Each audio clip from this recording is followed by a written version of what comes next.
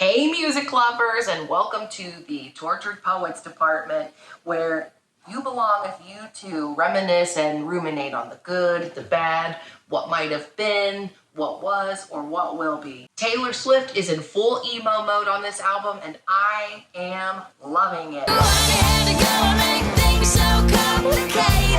Grown up as a songwriter, she's getting into her feelings a little bit. Hey, thanks, you just unplugged my laptop. You're interrupting my flow. Taylor Swift is swearing more and feeling comfortable with it on her records. We're gonna break it down in the full video of my first time listening to the Tortured Poets department. Now, if you don't wanna listen to the whole breakdown because the album is 17 songs, 1 hour and 5 minutes worth of music, here's my overall review on the album. I enjoyed listening to it. I don't consider myself to be a Swiftie, although I am a general fan of her music. There were some tracks that I thought probably didn't deserve to make the cut. However, there were probably 3 songs that I walked away with. I might add them to my playlist because I really enjoyed them. I feel like I got a deep look into Taylor's mind. I know that we're all very privy to her thoughts and her feelings on a regular basis, being the prolific writer that she is, the A1 tortured poet in the department of tortured poets. We've seen Taylor be country, we've seen her be pop, we've even seen her get into a little bit of rock, and even a little bit of hip hop, but on this album, Taylor is emo. She is living in her deepest, darkest feelings. She's letting her vocal talents go deeper and deeper into her register, and she is leaning into her anger. I really enjoyed those parts of the album and watching her kind of grow up and grow into her own as an artist. A lot of music that she's put out over the years is somewhat repetitive, sing-songy. It follows the same formula, and we do get a lot of that on this album. However, there are some surprises. She uses a lot of new wave synth sounds musically, but what she does differently here that she hasn't done in a lot of music is she's weaving vocals together. And they're her vocals, so she's recording and stacking them on top of each other in harmony, in unison, in octaves, and I really enjoyed listening to the production and arrangements of that. Some stuff is the same predictable Taylor Swift flow, but other things are a little bit different. She hit some really low notes vocally that I'm surprised and happy to hear. On the album, since it's been released in the last few days, we've got 5 charting hits, at least according to Apple Music, the songs with the stars next to them. Fortnite featuring Post Malone, the Tortured Poets department, so it's the song with the same name as the album. My Boy Only Breaks His Favorite Toys, Down Bad, and So Long London. There are some other high notes on the album. I really enjoyed Fresh Out the Slammer.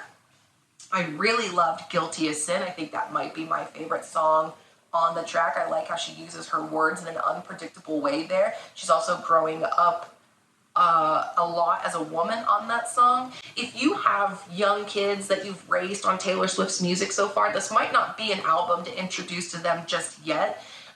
Taylor is swearing a lot more in her music. She's using the F word. She's saying a lot. I'm personally loving it, but you might not want to introduce your kids to that word just yet. There is nothing really super sexual about her music, but some of them are very reminiscent of her erotic daydreams, which is what I actually really like about the song Guilty as Sin. Because it's a side of Taylor that we've not really seen a whole lot from, so she's stepping into a new arena as an artist, and I enjoy that.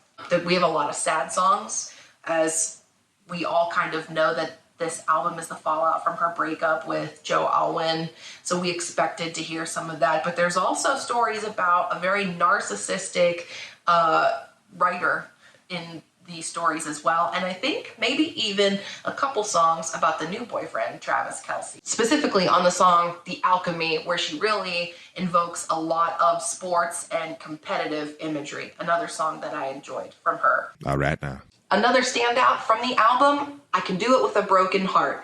When you listen to it, it sounds like it might be kind of sad, but it's actually a really upbeat song. It's a little sad in some ways. She's talking about going through a breakup and still being her best on a world stage, and on a figurative stage, traveling in the Eras Tour, making a lot of money, releasing the Eras Tour concert, killing it in a new relationship and in front of the media.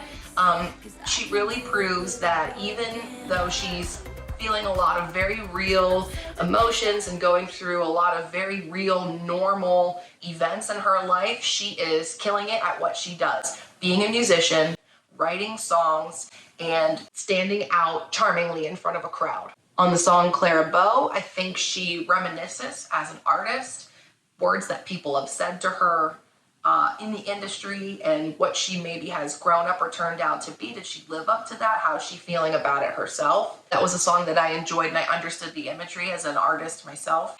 A song that I was kind of disappointed by was Florida featuring Florence and the Machine. I'm a big fan of Florence and the Machine and the music that they make, but I was underwhelmed by that song and the energy that it brought. It certainly wasn't like a real catchy song that seemed radio friendly and something that you could really vibe to. It catches you off guard, and maybe that was the point of the song, but it has some dark undertones, dealing with your own inner demons, ghosts of past relationships, burying those bodies. So it's not really meant to be an upbeat, keep you in the mood pop song. I didn't enjoy it as much though. So Long London was a very clear goodbye letter to the ex-boyfriend, Joe, in England. And I did enjoy how she wrote that song and how she was able to bring the message around. Overall, I think it was an enjoyable album. It's not the same Taylor Swift that we've seen before. She's reinvented herself again.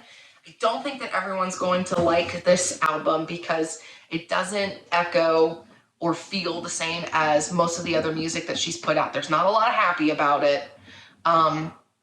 There's not a lot of pop about it.